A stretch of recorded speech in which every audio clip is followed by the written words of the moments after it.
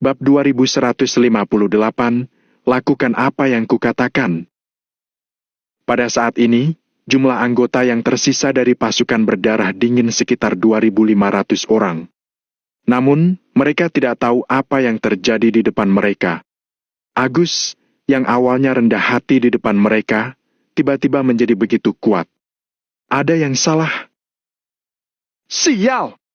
Sebenarnya apa yang ingin kamu lakukan? Pemuda yang memimpin pasukan berdarah dingin itu mengutuk sambil menatap pemuda bernama Agus itu dengan marah. Bukankah sudah kukatakan? Aku ingin membunuh kalian. Agus menunjukkan ekspresi main-main di wajahnya, tetapi mengatakan kata-kata dengan nada yang sangat dingin. Sial! Pemuda yang memimpin pasukan berdarah dingin itu mengutuk dengan marah, kemudian langsung mengangkat pistolnya. Segera setelah itu, lebih dari 2.000 anggota pasukan berdarah dingin juga mengangkat senjata api mereka dan membidiknya ke arah Agus. Namun, ekspresi Agus tetap tidak berubah, dia tidak menunjukkan rasa takut sedikit pun. Sebagai anggota keluarga Kino, dengan kata perjuangan di kepalanya, bagaimana mungkin Agus merasa takut dengan senjata api? Apakah kalian takut mati? Agus bertanya dengan datar tanpa mengubah ekspresinya. Satu kalimat itu membuat lebih dari 2.000 anggota pasukan berdarah dingin kehabisan kata-kata. Mereka tentu saja takut mati. Banyak anggota pasukan berdarah dingin yang sebelumnya telah melakukan kejahatan keji dan akan dihukum mati. Kemudian, mereka melarikan diri secara paksa dan bergabung dengan kelompok tentara bayaran di perbatasan. Jika mereka tidak takut mati, bagaimana mungkin mereka melarikan diri ke sini? Karena kalian takut mati, lakukan saja apa yang aku katakan. Agus berkata dengan datar sambil meletakkan kedua tangan di belakang punggungnya. Tap, tap, tap. Segera setelah itu, terdengar suara yang lebih seragam dari kegelapan di sekitar. Para anggota pasukan berdarah dingin menelan air liur beberapa kali, lalu perlahan berbalik untuk melihat sekeliling. Mereka melihat bahwa dalam kegelapan tanpa batas di sekitar, entah sejak kapan, muncul sekelompok demi sekelompok prajurit berpakaian hitam. Karena jarak antara mereka dan para prajurit itu terus mendekat, mereka juga melihat dengan jelas jumlah prajurit yang datang. 1.000, 3.000, 5.000 orang. Sepertinya ada 10.000 orang lebih. Hampir 10.000 prajurit berpakaian hitam yang memegang senjata api itu perlahan melangkah maju tanpa mengucapkan sepatah kata pun. Mereka membentuk lingkaran besar dan langsung mengepung 2.000 orang dari pasukan berdarah dingin. Sepanjang mata memandang, hanya ada kerumunan gelap di sekeliling. Semua prajurit itu kekar dan menunjukkan wajah datar sambil memegang peralatan bagus di tangan mereka. Lebih dari 2.000 anggota pasukan berdarah dingin di tempat pun langsung kewalahan. Pihak Agus mendatangkan 10.000 orang. Jumlah anggota pasukan Agus hampir 5 kali lipat dari mereka. Selain itu, kalau mereka ingin pergi ke markas pasukan berdarah dingin, setidaknya membutuhkan waktu perjalanan sekitar 1 jam. Mereka tidak mungkin bisa meminta bantuan dalam keadaan seperti ini. Dalam waktu 1 jam, mereka mungkin sudah akan dibantai habis oleh pasukan Agus. Oleh karena itu, saat ini, mereka sudah terpojok. Saat ini, orang-orang Agus memiliki keuntungan dalam segi waktu, tempat dan pasukan. Agus tersenyum percaya diri sambil melambaikan tangannya dan berkata, "Jangan pernah berpikir untuk meminta dukungan. Kalian tidak akan bisa menelpon siapapun." Sekitar 10.000 prajurit hitam berpakaian berdiri tegak, membuat suasana menjadi penuh dengan niat membunuh. Lebih dari 2.000 anggota pasukan berdarah dingin semuanya takut untuk berbicara. "Bisa-bisanya kamu berbuat curang. Berani sekali kamu menjebak pasukan berdarah dingin. Kuberitahu saja, kalian semua pasti akan mati. Tidak ada yang terkecuali." Pemuda yang memimpin pasukan berdarah dingin mengatupkan giginya dan memarahi Agus. Tap, tap. Begitu pemuda itu selesai bicara, sekitar 10.000 prajurit berpakaian hitam langsung menarik baut pengaman pistol tanpa mengatakan apapun. Mereka mengarahkan puluhan ribu senjata api mereka ke arah pasukan berdarah dingin. Banyak anggota pasukan berdarah dingin yang merasa putus asa dan panik. Dalam hitungan ketiga, kalau masih ada yang mengangkat senjata, aku akan membantai kalian semua. Agus tersenyum dingin sambil berkata dengan nada yang lebih dingin. 3.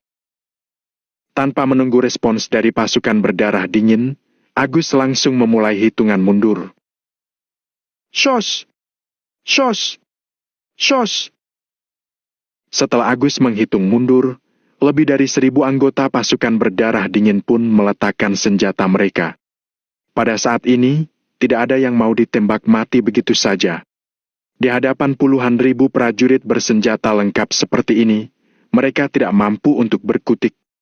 Lebih penting lagi, mereka sudah kehabisan peluru karena bertempur dengan orang-orang di Kamp Tengger sebelumnya. Saat ini, mereka bahkan tidak tahu apakah mereka memiliki 10 peluru di tangan masing-masing atau tidak. Dalam keadaan seperti itu, mereka semua membuat keputusan yang bijaksana. Bagus sekali. Agus melihat anggota pasukan berdarah dingin yang telah menyerah sambil tersenyum dan mengangguk perlahan. Kamu pasti akan mati. Tidak ada yang berani menjebak pasukan berdarah dingin. Aku katakan padamu, kamu pasti akan mati. Pemuda yang memimpin pasukan berdarah dingin itu mengatupkan giginya dan kembali mengutuk Agus. Agus perlahan menoleh untuk melirik pemuda itu. Detik berikutnya, Agus langsung mengeluarkan pistolnya dan menarik pelatuk pistol ke arah pemuda itu. Dor! Dor! Dor! Dor! Dor! Agus mengeluarkan 5 tembakan berturut-turut. Setiap peluru melesat dengan akurat ke tubuh pemuda itu. PVFT! PVFT! Beberapa suara peluru yang menembus daging terdengar, kemudian dada pemuda itu mengeluarkan sejumlah besar darah. Darah mengalir dan langsung membasahi pakaian pemuda itu. Pemuda itu hanya menatap Agus dengan mata terbelalak, kemudian jatuh ke tanah dengan bunyi gedebuk. Dia mati di tempat dan bahkan tidak memiliki kesempatan untuk berjuang. Fiu! Agus meniup moncong pistolnya, kemudian tersenyum lebih lebar. Aku tidak tahu kapan aku akan mati. Tapi sekarang, aku yang menentukan hidup dan mati kalian. Kurasa kalian semua mengerti kebenaran ini, kan? Agus perlahan menoleh ke arah lebih dari 2.000 anggota pasukan berdarah dingin itu. Kami mengerti. Sisa anggota pasukan berdarah dingin sama sekali tidak berani meragukan perkataan Agus. Mereka semua mengangguk dan mengiyakan. Selanjutnya, aku punya beberapa pertanyaan untuk kalian. 1. Di mana alamat rinci markas kalian? 2. Berapa banyak anggota yang kalian miliki dan bagaimana situasi cadangan senjata termal kalian? 3. Apa kalian ingin mati? Agus mengajukan 3 pertanyaan itu. Setelah mendengar pertanyaan-pertanyaan itu, lebih dari 2.000 anggota pasukan berdarah dingin langsung terbelalak. Terutama pertanyaan ketiga, yang membuat mereka gemetar ketakutan. Kami tidak ingin mati! Tidak ingin mati! Sisa anggota pasukan berdarah dingin tidak berani ragu sama sekali, jadi mereka langsung menggelengkan kepala dan menjawabnya. Tanpa menunggu Agus berbicara, orang-orang yang tersisa melemparkan senjata api di tangan mereka ke tanah untuk menunjukkan sikap mereka. Kalau kalian tidak ingin mati, lakukanlah apa yang aku katakan. Sekarang, mari kita mulai dengan pertanyaan pertama. Apa kalian mengerti? Agus bertanya sambil melepas magasin, lalu memasukkan peluru ke dalam magasin dengan santai. Baik, kami mengerti. Anggota pasukan berdarah dingin yang tersisa sangat patuh dan jujur. Pemuda yang memimpin pasukan mereka sudah terbunuh. Sekarang mereka tidak memiliki pemimpin dan bahkan tidak memiliki keberanian untuk melawan. Bab 2159, Kemenangan Besar. Sangat bagus. Melihat sikap pasukan berdarah dingin, Agus mengangguk puas, kemudian mulai mengajukan pertanyaan. Langit makin gelap. Meskipun lokasi Kamp Tengger relatif terpencil, namun Suara tembakan dari pertempuran sebelumnya masih menyebar jauh di malam yang sunyi ini. Namun, tidak banyak orang yang peduli. Ketika pasukan berdarah dingin melewati tempat itu, mereka membayar mereka banyak uang untuk menumpang lewat. Selain untuk menumpang jalan, uang itu juga dianggap sebagai uang tutup mulut. Setelah menerima uang, orang-orang tentu saja tidak akan peduli dengan masalah di sini. Pasukan berdarah dingin bisa melakukan apapun yang mereka inginkan. Oleh karena itu, meskipun pergerakan di sini tidak kecil, tidak ada yang datang untuk memeriksanya. Mereka semua tinggal di kamp masing-masing secara tertutup. Di wilayah barat, di mana kepentingan adalah yang terpenting, bahkan orang-orang rela mengambil keuntungan orang lain demi keuntungan sendiri, siapa yang punya energi untuk mengurus urusan orang lain? Oleh karena itu, masalah pasukan berdarah dingin yang dikelilingi oleh orang-orang juga tidak diketahui siapapun.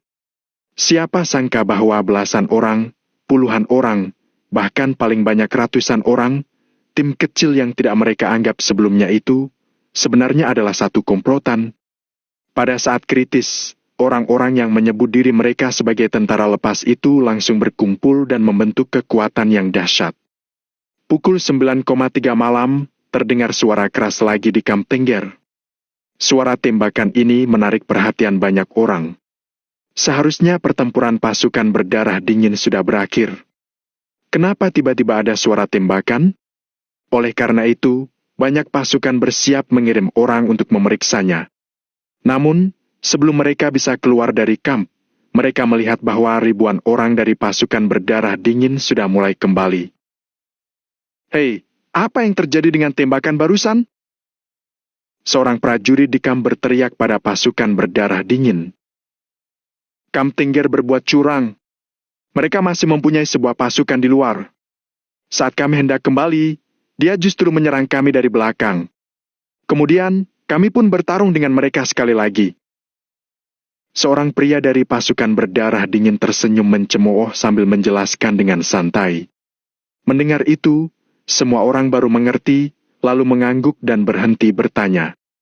Para anggota pasukan berdarah dingin pergi tanpa hambatan dan segera kembali menuju kubu pasukan berdarah dingin. Kota Meruan. Di dalam hotel tempat Valentino berada. Cantik. Valentino melirik ponselnya, lalu langsung bangkit dan mulai berkemas. Rencananya berhasil. Dia selangkah lebih dekat untuk menyelamatkan Angel dan yang lainnya. Saat ini, Valentino benar-benar bersemangat dan merasa bahagia. Wanita dengan tato rose itu ternyata tidak membohonginya. Valentino mengingat bantuan ini di dalam hatinya. Jika dia memiliki kesempatan di masa depan, dia pasti akan membalas budi pada wanita itu. Setelah 3 menit, Valentino sudah membereskan semua barangnya, lalu memeriksa kamar dan langsung berbalik untuk turun. Sekarang dia akan meninggalkan kota Meruan. Karena identitas Tuan Tino sudah memainkan peran terakhirnya. Sekarang yang harus Valentino lakukan adalah membuat identitas Tuan Tino menghilang dari dunia ini. Karena begitu identitasnya terbongkar, semua rencana yang dia buat beberapa hari terakhir akan terbongkar dalam seketika. Kalau sudah begitu, para prajuritnya juga akan jatuh ke dalam situasi yang sangat berbahaya. Oleh karena itu, sekarang yang paling perlu Valentino lakukan adalah menggunakan identitas Tuan Tino untuk menyelesaikan transaksi dengan pasukan berdarah dingin, kemudian membuat Tuan Tino menghilang sepenuhnya. Hanya dengan Tuan Tino menghilang sepenuhnya, rencananya baru tidak akan terbongkar. Oleh karena itu, Valentino harus pergi sementara dari tempat ini. Kemudian, Valentino akan mempertimbangkan untuk menggunakan identitas lain sebelum melaksanakan rencana selanjutnya. Setelah turun ke bawah, Valentino langsung check out kamar, lalu dengan cepat memesan taksi dan meninggalkan kota Meruan. Dalam perjalanan, panggilan telepon Kyle memang tiba dengan sangat cepat. Hahaha, Tuan Tino, pasti kamu juga sudah menerima kabar itu, kan? Setelah panggilan tersambung, Kyle tertawa terbahak-bahak. Pak Kyle, orang-orangku sudah melaporkan berita itu padaku. Terima kasih atas bantuan pasukan berdarah dingin. 5 juta dolar itu akan segera ditransfer ke rekening pasukan berdarah dingin. Paling lambat sebelum jam 8 besok pagi. Valentino mengangguk sedikit, lalu berkata sambil tersenyum ke telepon. Bagus, kalau begitu aku akan menunggu Tuan Tino. Haha. Kyle tertawa dengan sangat senang. Dia tidak khawatir kalau Valentino berani mengingkari kesepakatan mereka. Karena di kota Meruan kecil ini, tidak ada yang berani membodohi pasukan berdarah dingin. Jika Valentino benar-benar berani tidak membayar 5 juta dolar ini, pasukan berdarah dingin pasti memiliki cara untuk membuat Valentino mengeluarkan 10 juta dolar untuk mengimbanginya. Jadi, Kyle sama sekali tidak terburu-buru. Tentu saja, Valentino juga bisa memahami masalah ini. Agar identitas Tuan Tino-nya tidak dicurigai, dia pasti akan membayar 5 juta dolar itu. Pak Kyle, jangan khawatir. Aku pasti akan membayarnya. Mungkin kita akan bekerja sama lagi di masa depan. Tapi selama periode waktu ini, jangan saling menghubungi dulu untuk sementara. Lagi pula, banyak hal baru saja terjadi. Kita harus menghindari kontak. Valentino batuk ringan, lalu berkata dengan serius. Hahaha. Aku mengerti. Kita juga harus menghindari kecurigaan, bukan? Selama uangnya oke, masalah ini tidak ada hubungannya dengan kalian. Bahkan jika orang lain tahu, mereka akan tahu kalau kami yang melakukannya. Itu tidak ada hubungannya dengan Tuan Tino. Kyle tersenyum samar dan berkata dengan penuh arti. Oke, kalau begitu sampai sini dulu. Aku akan meminta seseorang untuk mengirim uang ke rekening pasukan berdarah dingin. Valentino mengangguk, lalu langsung menutup telepon. Saat sambungan terputus, Valentino langsung melepaskan kartu ponsel, lalu dengan cepat mengganti kartu dan mulai membuat perintah berikutnya. Taksi tidak berhenti sepanjang jalan dan segera keluar dari kota Meruan, melaju menuju tempat lain. Malam ini, apa yang terjadi di wilayah barat seperti danau yang awalnya tidak tenang, dilemparkan sebuah batu ke dalamnya. Hal itu tidak membuat banyak kekacauan, juga tidak menarik perhatian banyak orang. Bagaimanapun, itu hanya pertempuran ribuan orang. Tidak ada yang akan terlalu memperhatikannya. Namun, bagi beberapa pasukan, mereka lebih memperhatikan masalah ini. Khususnya pasukan Rose, yang terkenal memiliki informasi yang cepat. Mereka berusaha mengetahui setiap gerakan di wilayah barat sebaik yang mereka bisa. Kali ini, bos dari pasukan Rose, Kak Rose yang secara pribadi mengawasi masalah ini, menandakan bahwa mereka memang sangat memperhatikan masalah ini. Saat ini, di sebuah kota kecil yang berdekatan dengan kota Meruan. Di dalam sebuah ruangan markas pasukan Rose. Apa? Pasukan berdarah dingin menang, membantai Kamp Tengger, kemudian kembali ke markas mereka? Setelah mendengar laporan itu, Rose tiba-tiba berdiri dan berseru dengan mata terbelalak. Rose, yang selalu sangat tenang, akhirnya tidak bisa duduk diam kali ini. Dia tidak menyangka bahwa masalah ini akan berakhir seperti ini. Ya, Kak Rose. Pasukan berdarah dingin meraih kemenangan besar. Mereka hanya kehilangan kurang dari 500 orang dan membantai habis Kamp Tengger. Bab 2160, kabur. Mungkin sekarang mereka sudah kembali ke kamp pasukan berdarah dingin. Seorang gadis berbadan tinggi dan kurus segera mengangguk sambil mengatakan ini. Rose sedikit menyipitkan matanya dengan bingung dan ragu. Awalnya aku mengira kalau 3.000 orang dari pasukan berdarah dingin ini akan dibunuh semua. Kalau 3.000 orang ini mati semua, pasukan berdarah dingin pasti akan mengalami kerugian besar.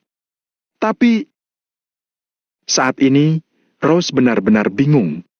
Rose selalu mengira bahwa dia sudah mengendalikan semua hal yang akan terjadi di wilayah barat. Dia bahkan sudah memikirkan hasil akhir dari ribuan orang pasukan berdarah dingin ini. Namun, hasil yang ada sekarang membuat Rose tak mengerti. Sebenarnya apa yang mau dia lakukan? Apa orang-orangnya tidak bisa mengalahkan pasukan berdarah dingin? Rose sedikit menyipitkan matanya. Kemudian, dia menyalakan sebatang rokok, mengisap rokok itu sambil bergumam sendiri dengan ragu. Kak Rose, mungkin harapanmu padanya terlalu tinggi. Seorang warga negara Nagon untuk bertahan hidup di sini saja sudah susah, tapi kamu masih menaruh harapan padanya? Setelah gadis berbadan tinggi dan kurus itu mengatakan ini, beberapa gadis lainnya pun mengangguk. Ya, Kak Rose, kamu terlalu memandang tinggi dia. Dia kan hanya warga negara Nagon. Dia harus menyembunyikan identitasnya untuk bisa tetap hidup di sini. Kita tahu dengan jelas bahwa ada banyak orang di wilayah barat yang tidak suka dengan negara Nagon. Dia pasti tidak bisa berbuat apa-apa. Mungkin rencananya benar-benar untuk menghabisi ribuan orang dari pasukan berdarah dingin itu, tapi itu hanya rencana, dia belum tentu punya kemampuan untuk menjalankannya. Rose pun tak berbicara apa-apa selama mendengarkan gadis-gadis di bawahnya ini berdiskusi. Kemudian, dia pun berpikir dengan cepat. Sebenarnya aku yang tidak bisa mengikuti kecerdasanmu atau ada sesuatu yang tak terduga dari rencanamu? Rose mengerutkan alisnya yang indah itu dan bergumam sendiri. Sebagai seorang wanita, dia mampu memimpin pasukan Rose dengan baik. Hal ini tentu saja bukan hanya karena keberuntungan. Kemampuan dan kecerdasannya juga sangat diperlukan. Oleh sebab itu, selama ini Rose selalu sangat percaya diri dengan kecerdasannya. Rose bahkan merasa semua hal yang terjadi di wilayah barat dan semua rencana dari berbagai pasukan tak lepas dari penglihatan dan pertimbangannya. Dan kenyataannya memang begitu adanya. Dia tahu tentang segala hal yang terjadi di wilayah barat. Bahkan terkadang tebakannya 100% akurat. Namun, begitu Valentino beraksi untuk pertama kalinya ini, Rose langsung lengah dan kehilangan kendali. Menarik. Pria ini menarik. Sekarang dia ada di mana? Apa yang sedang dia lakukan? Rose mencibir, lalu berbalik dan bertanya. Kak Rose, menurut informasi terbaru, dia sudah pergi dari kota Meruan. Begitu urusan di wilayah barat selesai, dia langsung pergi dari kota Meruan. Sekarang masih belum ada informasi kemana dia pergi. Seorang gadis montok melihat ponselnya sebentar, lalu menjawab. Kabur? Rose tercengang begitu mendengar ini, kemudian dia bertanya dengan tak percaya. Betul, dia kabur. Gadis montok itu mengangguk dan menjawab. Pasti karena rencananya gagal dan takut dibunuh oleh pasukan berdarah dingin, jadi dia kabur duluan, kan? Kak Rose, aku bisa melihat kalau pria ini adalah orang tidak berguna. Kamu jangan mengharapkan apa-apa lagi darinya. Betul, Kak Rose. Aku juga merasa kalau dia adalah orang tidak berguna. Walaupun dia cukup kuat di tempat lain, di sini kan wilayah barat. Beberapa gadis cantik di sana mulai berdiskusi lagi dengan ekspresi penuh penghinaan. Para wanita ini dari awal memang tak memiliki perasaan yang baik pada pria. Sekarang setelah mengetahui kalau Valentino ketakutan sampai kabur, mereka pun merasa sangat tak puas. Tidak, pasti bukan seperti itu. Pasti kita yang sudah melewati beberapa detail. Dia jelas bukan orang yang seperti itu. Sebenarnya apa yang kita lewati? Jangan-jangan dia punya pemikiran yang lebih dalam. Rose memanyunkan bibirnya dan memegang rokok di antara jari-jarinya yang ramping. Dia terlihat sangat berkarisma. Bibir merahnya yang sedikit manyun ditambah dengan tatapan yang sedang berpikir dengan serius itu terlihat sangat menarik perhatian. Beberapa gadis lainnya tak berbicara, tapi mereka sedikit ingin tertawa. Mereka memang tak tahu kenapa Rose begitu percaya dengan pria itu. Namun, mereka juga tak berani bertanya lebih banyak tentang hal-hal yang tidak ingin Rose bicarakan, jadi mereka hanya bisa tetap diam. Aku rasa, sepertinya dia mungkin menggunakan cara mengalah untuk menang dan mempunyai rencana yang lebih dalam lagi. Tapi sekarang aku masih belum bisa menebak rencananya. Rose seolah berkata pada anak buahnya, tapi terlihat seperti sedang bergumam pada diri sendiri juga. Kak Rose, dia bisa punya rencana apa? Apalagi yang bisa dia lakukan selain menjadikan Kamtengger sebagai kambing hitam? Sekarang 2.000 lebih orang dari pasukan berdarah dingin yang tersisa sudah menang. Bagaimana dengannya? Dia seperti binatang yang kehilangan pemiliknya, yang ketakutan sampai kabur. Apa bedanya dengan orang tak berguna? Beberapa gadis di sana mulai berbincang lagi. Di mata mereka, semua pria adalah pria brengsek. Bahkan meski Rose adalah pemimpin mereka, mereka juga tak akan mengubah pandangan mereka pada pria hanya karena kata-kata Rose. Dia sekarang sudah kabur. Tapi bagaimana kalian bisa tahu kalau orang yang sudah kabur tidak akan kembali lagi? Aku percaya kalau dia pasti akan kembali. Rose tersenyum samar, tapi berbicara dengan sangat percaya diri. Seolah dia sangat mengenal Valentino. Bahkan jika Rose tak tahu rencana Valentino yang sebenarnya, tapi berdasarkan pengetahuannya tentang Valentino, dia yakin Valentino tidak akan pernah melakukan hal seperti itu. Baiklah, kalau begitu kita lihat saja. Beberapa gadis itu juga tak melanjutkan topik ini lagi. Mereka juga merasa kalau Valentino tak layak untuk mereka diskusikan lama-lama. Dalam kesan mereka, tak ada satupun pria yang baik. Di tempat yang kacau seperti wilayah barat ini, sebagian besar pasukan adalah laki-laki. Orang-orang itu kalau punya uang pasti langsung dipakai berfoya-foya. Kalau tidak punya uang, mereka akan langsung melakukan hal-hal jahat untuk mendapat uang. Hal ini membuat para wanita ini sangat muak dengan pria. Oleh karena itu, kesan pertama mereka pada Valentino adalah Valentino juga adalah pria seperti itu. Rose tak lanjut berbicara dengan mereka lagi. Rose malah keluar sambil memegang rokok dan menatap cahaya bulan yang terang di luar. Aku mau lihat, kamu si penguasa wilayah timur ini bisa mengubah situasi di wilayah barat atau tidak? Rose perlahan mendongak untuk menatap cahaya bulan di langit dan bergumam sendiri. Di sisi lain, Valentino membayar sebuah taksi dengan mahal untuk mengantarnya ke suatu tempat. Tempat ini sama persis seperti peta yang Hendrik gambar untuknya. Tempat ini adalah tempat di mana Tuan Besar Wijaya membangun kamp bersama para tentara. Valentino membandingkan peta wilayah barat berdasarkan skala bujur dan lintang timur barat, lalu datang ke tempat yang disebut dengan kota Ponta ini. Dulu kota Ponta ini hanyalah dataran gunung yang tandus. Namun, setelah 20 tahun berlalu, terjadi perubahan yang sangat besar di tempat ini. Bab 2161, Kebaikan. Dataran gunung tandus yang dulu sudah berubah menjadi kota kecil. Setelah Valentino turun dari mobil, dia mencari tempat terpencil di depan kota dan melepaskan semua perlengkapan penyamarannya. Kemudian, dia berjalan masuk ke dalam kota dengan penampilan aslinya. Mulai sekarang, identitas Tuan Tino sudah menghilang sepenuhnya. Untuk rencana selanjutnya, dia juga tidak memerlukan identitas Tuan Tino lagi. Valentino merapikan pakaiannya, lalu berjalan ke dalam kota. Kota Ponta sedikit lebih kecil dari kota Meruan. Namun, meskipun luasnya kecil, fasilitasnya lengkap. Semua hal yang diperlukan ada di sini. Makanan, pakaian, perumahan dan transportasi, semuanya ada. Karena meski daerah perbatasan wilayah barat berantakan, mereka juga manusia. Kalau manusia, berarti butuh sandang, pangan dan papan. Tempat yang ada orangnya pasti akan ada konsumsi. Dengan begitu banyak kelompok tentara bayaran di wilayah barat, konsumsinya juga tidak sedikit. Akibatnya, banyak kota kecil di sekitar perbatasan wilayah barat direncanakan seperti ini. Kota Meruan dan kota Ponta hanyalah salah satunya saja. Dari peta itu, Valentino bisa melihat kalau setidaknya ada puluhan kota kecil seperti ini di sekitar wilayah barat. Bagian dalam kota Ponta pada dasarnya sama dengan kota Meruan. Kebanyakan tempat di sini adalah tempat untuk minum alkohol. Tentu, ada beberapa tempat prostitusi juga. Namun, tidak ada yang mengurus tempat ini. Banyak wanita berpakaian minim hanya berdiri di depan pintu untuk menunggu panggilan begitu saja.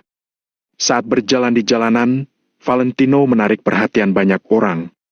Bagaimanapun, Valentino saat ini sudah melepaskan semua pakaian penyamarannya, jadi dia berpenampilan sebagai orang dari negara Nagon. Sedangkan di wilayah barat ini, orang dari negara Nagon tak akan mendapatkan kesan yang baik. Valentino tak peduli dengan semua ini dan dengan cepat menemukan hotel untuk tinggal. Karena Valentino sudah memutuskan rencana selanjutnya, jadi kalau sudah saatnya untuk muncul, dia akan muncul. Jika pasukan berdarah dingin mengira dirinya sudah menyerah atas Angel dan yang lainnya, begitu mereka marah, mereka pasti akan langsung menyerang Angel dan yang lainnya. Oleh karena itu, Valentino merasa bahwa saat ini sudah waktunya untuk mengeluarkan berita. Karena identitas Tuan Tino sudah membuka jalan untuk rencana ini, selanjutnya Valentino akan menggunakan identitas aslinya untuk menghadapi pasukan berdarah dingin. Di dalam hotel, Valentino memeriksa ruangan dulu seperti biasa, kemudian baru duduk dan beristirahat. Shrek! Valentino membuka peta yang Hendrik gambar, lalu melihat peta wilayah barat saat ini. Ruby Tanzil. Desa pegunungan kecil mereka seharusnya ada di lokasi ini. Setelah begitu lama, tempat mereka seharusnya sudah berkembang menjadi kota kecil juga, kan? Valentino melihat peta itu sambil bergumam sendiri. Entah bagaimanapun juga, wanita bernama Ruby Tanzil itu bisa dianggap sebagai orang yang telah mengasuh Valentino. Entah orang lain peduli tentang kebaikan semacam ini atau tidak, tapi bagi Valentino, itu adalah kebaikan yang tak terlupakan. Tentu saja dia tidak akan melupakannya dengan mudah. Namun, Valentino sekarang tidak punya waktu untuk melakukan ini. Dia bahkan tidak tahu akan seperti apa nasibnya setelah ini, jadi dia tidak akan mencari Ruby dulu. Kalau tidak, dia hanya akan membawa masalah untuk Ruby. Kalau kamu masih ada di dunia ini, kamu harus menungguku beberapa hari lagi. Setelah selesai mengurus masalah di sini, aku akan mencarimu. Walaupun aku tidak bisa berbakti padamu, setidaknya aku akan datang dan mengucapkan terima kasih di hadapanmu. Valentino perlahan menyimpan peta itu sambil bergumam.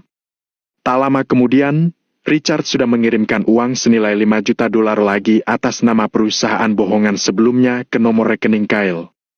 Kyle, yang menerima kiriman uang itu tentu merasa sangat bersemangat. Kemudian, dia menelpon Valentino lagi. Sedangkan Valentino berkali-kali menjelaskan untuk jangan menghubunginya dulu supaya tak ada yang mencurigai mereka.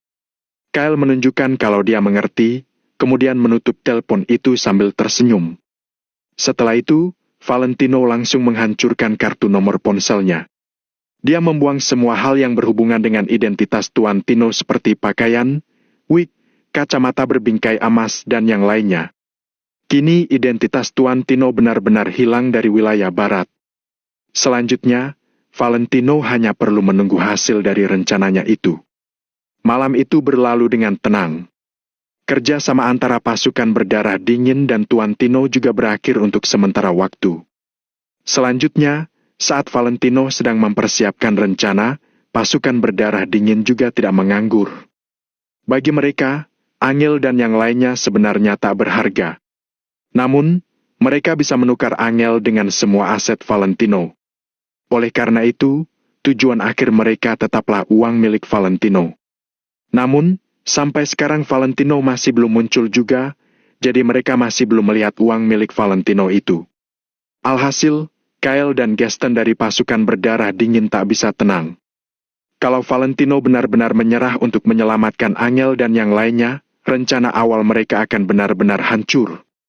Dalam hati mereka, Angel dan yang lainnya benar-benar tak berharga, sama sekali tak bisa dibandingkan dengan aset Valentino. Jadi, saat ini mereka takut kalau Valentino benar-benar menyerah untuk menyelamatkan Angel dan yang lainnya. Kalau seperti itu, mereka tak akan pernah bisa mendapatkan uangnya Valentino. Pagi harinya, Kyle menerima kabar dari pasukan Rose. Sampai saat ini, pasukan Rose masih belum mengetahui keberadaan pasti Valentino, tapi yang pasti adalah Valentino pasti tidak berada di kota Meruan. Kyle menjadi lebih tidak tenang. Sudah beberapa hari berlalu, tapi Valentino bahkan tidak datang ke kota Meruan. Kyle makin lama makin curiga kalau Valentino benar-benar hendak menyerah untuk menyelamatkan Angel dan yang lainnya. Kalau tidak, selama Valentino bertanya, dia pasti tahu kalau pasukan berdarah dingin berada di kota Meruan, kan? Namun, sekarang Valentino bukan hanya tidak mencari pasukan berdarah dingin, dia bahkan tidak datang ke kota Meruan. Apa artinya ini? Valentino bukannya tidak bisa menemukan pasukan berdarah dingin, melainkan dia memang tidak mau datang. Mungkin Valentino benar-benar mau kabur dan menyerah untuk menyelamatkan Angel dan yang lainnya. Sial! Si pecundang ini! Dia pasti takut dengan kita, jadi dia tidak berani datang, kan? Tidak. Aku harus bertemu Tuan Gaston secara langsung untuk membahas apa yang harus dilakukan. Kyle pun langsung pergi. Dia kembali ke markas pasukan berdarah dingin di wilayah barat untuk bertemu dengan Tuan Gaston. Mereka harus mendiskusikan apa yang harus dilakukan selanjutnya. Saat ini, di pasukan Rose. Rose tetap berpakaian hitam, berdiri di tempat tinggi dan melihat pemandangan di kejauhan. Dia menggoyangkan sedikit gelas anggur merah segar di tangannya, benar-benar terlihat menggairahkan. Beberapa gadis cantik di belakang Rose melihat punggung wanita itu dan menghela napas secara bersamaan. Bahkan para wanita ini merasa tak bisa menahan diri untuk tidak jatuh hati pada kecantikan Rose. Entah itu penampilannya, bentuk tubuhnya atau bahkan aura yang dia pancarkan, itu memberi perasaan seperti ditaklukkan pada mereka. Tidak berlebihan kalau mengatakan bahwa Ketua Rose memiliki pesona yang tak tertahankan, disukai baik oleh pria ataupun wanita. Ketua Rose benar-benar penakluk hati pria. Sudah menyampaikan informasinya ke pasukan berdarah dingin, kan? Rose bertanya sambil melihat ke kejauhan. Tak ada seorang pun yang tahu apa yang dia pikirkan. Bab 2162, sangat tersentuh. Seorang gadis melangkah maju, lalu melapor dengan hormat. Kak Rose, aku sudah memberitahu Kyle. Setelah menerima informasinya, dia bergegas ke wilayah barat untuk menemui Gaston. Bagus. Rose hanya mengangguk dengan singkat tanpa mengatakan lebih banyak lagi. Seorang gadis lain ikut melangkah maju untuk melaporkan informasi lain. Kak Rose, kami sudah memastikan keberadaannya. Tadi malam dia pergi ke kota Ponta, lalu menginap di hotel. Kota Ponta? Bukannya itu, kota sebelah? Kak Rose balik bertanya sambil menggoyangkan gelasnya yang berisi anggur merah. Ya, Kak Rose, memang benar di kota sebelah. Jaraknya 10 kilometer kurang dari sini. Jawab gadis itu pelan sambil mengangguk. Rose berpikir sejenak, lalu mengangguk seolah terpikir akan sesuatu. Dia mencoba membaca rencana Valentino selanjutnya, tetapi dia tidak bisa. Gadis itu berpikir sesaat, lalu berbisik. Rose, bagaimana kalau kita melaporkan keberadaannya kepada pasukan berdarah dingin? Kita kan juga sudah menerima uang dari mereka. Semua gadis lainnya juga mengangguk menyetujui. Anggota pasukan Rose selalu mengerti aturannya. Jika tidak bisa melakukannya, jangan terima uangnya. Begitu menerima uangnya, mereka harus melapor kepada atasan mereka. Saat ini, pasukan Rose sudah menerima uang dari pasukan berdarah dingin. Mereka sudah menemukan lokasi presisi Valentino, tetapi mereka tidak memberitahu pasukan berdarah dingin. Hal ini berlawanan dengan aturan mereka. Jangan beritahu mereka dulu. Aku mau tahu seperti apa rencananya. Rose sedikit melambaikan tangannya, mengisyaratkan semua orang untuk jangan melapor. Para gadis lainnya itu saling berpandangan, lalu menghela napas pelan. Mereka tidak berkomentar apa-apa lagi. Rose benar-benar membuat pengecualian dan melanggar aturan mereka demi seorang pria. Semua gadis lainnya merasa sedikit tidak berdaya. Mereka benar-benar tidak mengerti kenapa Rose begitu tertarik dengan Valentino. Apa bagusnya pria itu? Tepat pada saat itu, seorang gadis buru-buru berjalan menghampiri sambil melapor. Kak Rose! Informasinya sudah tersebar, Kak Rose! Bicaralah. Rose sedikit melambaikan tangannya, lalu menyesap anggur merahnya. Kami sudah menemukan alasan pria bernama Valentino itu berseteru dengan pasukan berdarah dingin. Ternyata memang benar karena wanita, kata gadis itu dengan takjub sambil mengusap-usap rambutnya. PVFT! Rose refleks menyemburkan anggur merah yang baru diasap, lalu menatap gadis itu dengan mata yang terbelalak lebar karena kaget.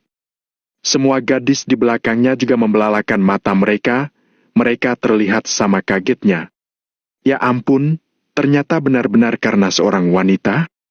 Hanya karena seorang wanita, Valentino rela datang jauh-jauh dari negara Nagon untuk melawan pasukan berdarah dingin? Sikap seperti ini mungkin tampak konyol di mata orang lain, tetapi bagi anggota pasukan Rose yang merupakan kaum wanita, mereka benar-benar kebingungan. Mana ada pria seperti itu di dunia ini? Apa yang terjadi? Jelaskan dengan benar. Rose segera meletakkan gelas anggur merahnya, lalu menatap gadis itu dengan serius. Begini, Kak Rose. Setelah banyak bertanya, kami akhirnya mendapat konfirmasi. Beberapa waktu lalu, pasukan berdarah dingin mengutus timnya ke negara Nagon. Kemudian, mereka membuat rencana untuk menangkap kekasihnya Valentino. Itu sebabnya mereka jadi berselisih.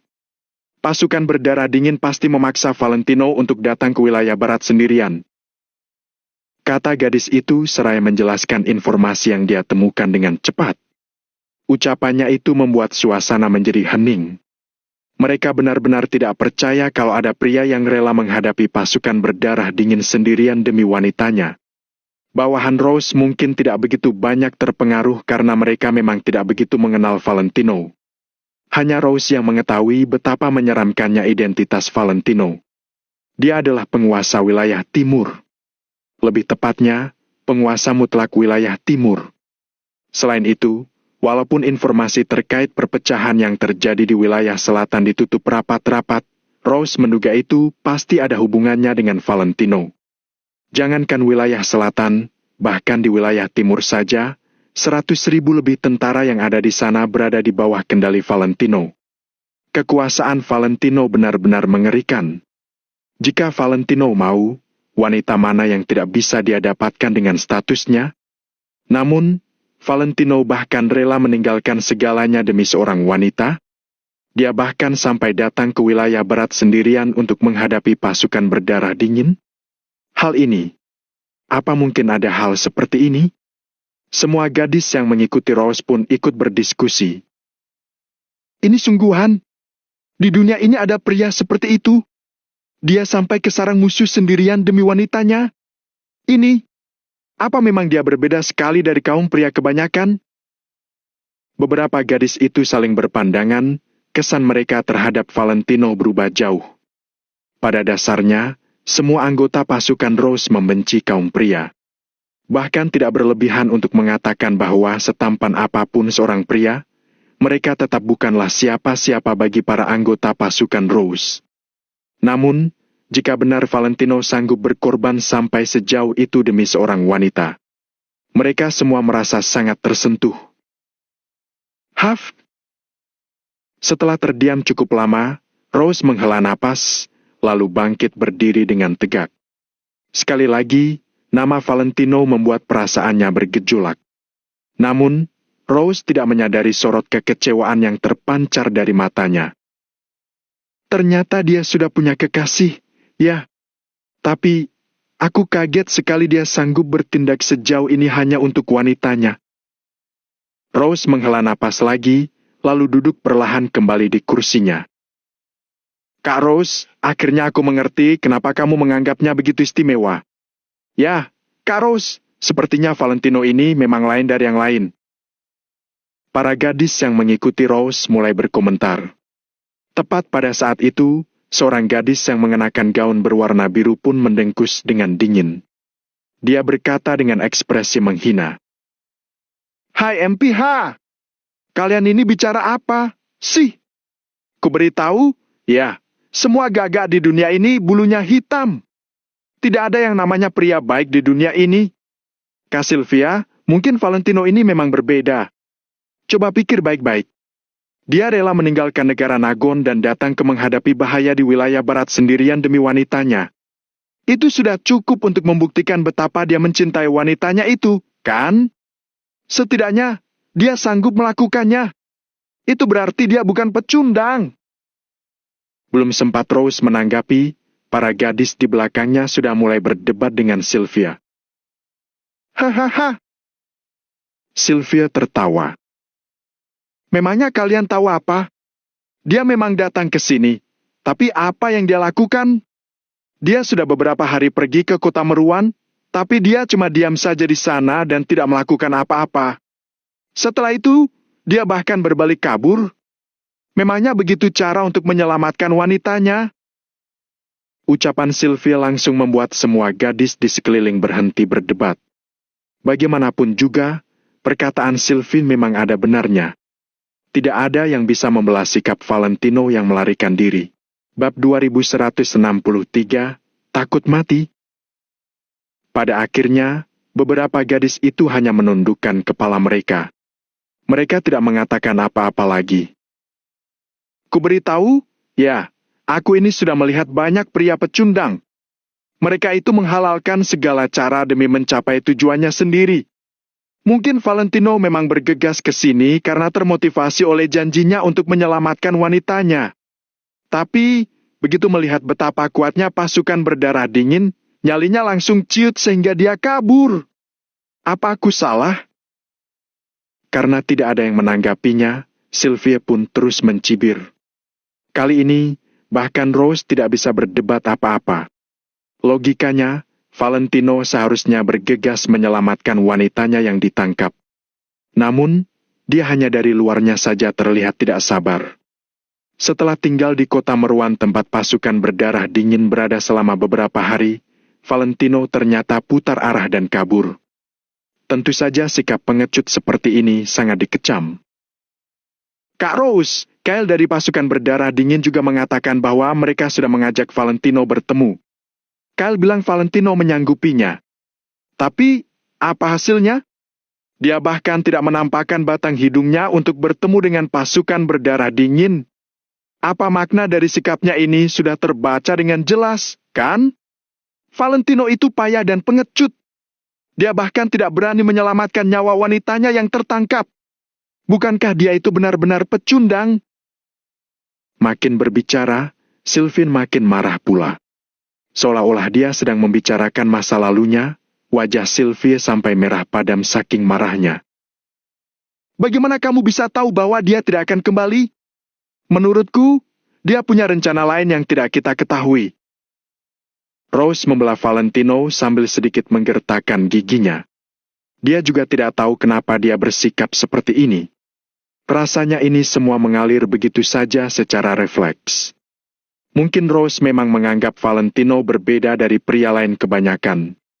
Atau dia hanya ingin mengubah pandangannya terhadap kaum pria dari tindakan Valentino.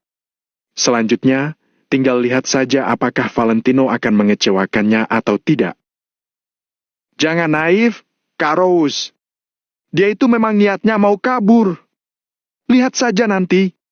Sebentar lagi, dia pasti akan pergi meninggalkan wilayah barat dan kembali ke negara Nagon. Menurutku, lebih baik kita laporkan saja posisinya sekarang kepada pasukan berdarah dingin supaya mereka bisa menangkap Valentino. Pecundang yang tidak takut mati, tapi tidak peduli dengan kekasihnya seperti ini lebih baik mati lebih cepat. Kalau mati satu, berarti jumlah pria bajingan seperti ini juga berkurang satu. Nada bicara Sylvia terdengar makin tidak bersahabat. Dia bersikap seolah-olah Valentino adalah mantan kekasihnya. Rose sedikit mengernyit, lalu mengambil gelas anggur merahnya. Dia memutar-mutarnya 2 kali, lalu meletakkannya lagi. Jam 8 malam ini atau kalau dia menunjukkan tanda hendak meninggalkan wilayah barat, sekecil apapun itu. Suara Rose mendadak menjadi lebih pelan. Dia berpikir sejenak dengan alis yang agak berkerut. Salah seorang gadis pun langsung melangkah maju sambil bertanya kepada Rose. Apa perintahmu, Kak Rose? Kalau sampai dia mencampakkan wanitanya dan meninggalkan wilayah barat, langsung beritahu pasukan berdarah dingin terkait lokasinya. Biarkan mereka saja yang menangkapnya. Nyawanya tidak ada hubungannya dengan kita. Kalau dia tidak pergi, tapi juga tidak melakukan apapun sebelum jam 8 malam ini, aku akan tetap memberitahukan posisinya kepada pasukan berdarah dingin. Biar Kyle saja yang memimpin pasukannya untuk membereskan Valentino. Ujar Rose menjelaskan dengan sorot mata yang terlihat dingin. Semua gadis lainnya tidak merasa keberatan dengan usul Rose.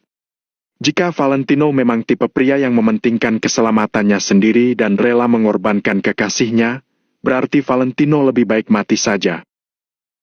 Baiklah, Kak Rose, sesuai perintahmu, kami akan menunggu sampai jam 8. Hai MPH! Pecundang itu pasti mati!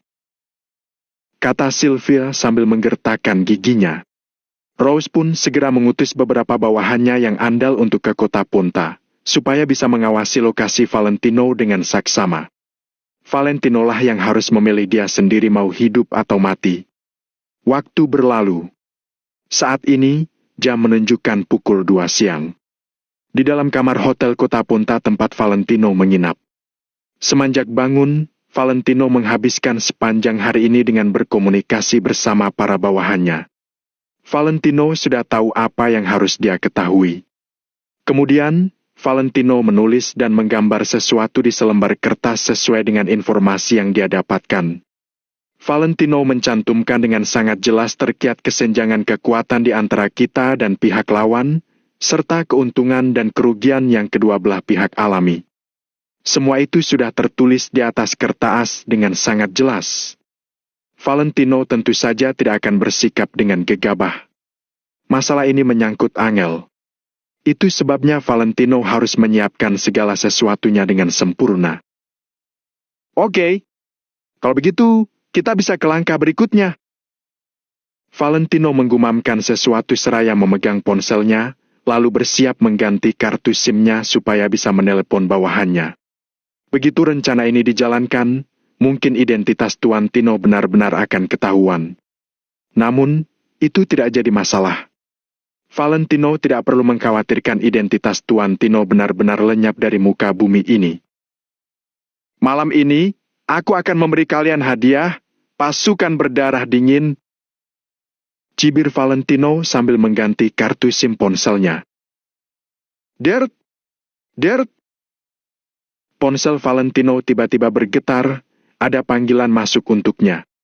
Valentino sedikit mengernyit ketika melihat nomor si penelepon, tetapi dia tetap mengangkatnya. Halo? Sapa Valentino dengan nada datar. Valentino, aku mau memberitahumu sesuatu. Pukul 8 malam ini, pergilah ke wilayah barat untuk mengambil mayat istrimu. Begitu telepon diangkat, suara Kyle langsung terdengar. Apa maksudmu? Tanya Valentino sambil agak mengernyit. Apa maksudku? Itu tergantung padamu, kan? Pasukan berdarah dingin sudah memberimu 7 hari, itu waktu yang cukup, kan?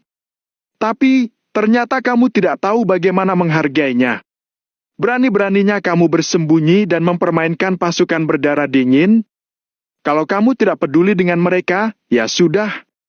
Kamu membunuh bawahanku, jadi kita impas kalau aku membunuh istrimu.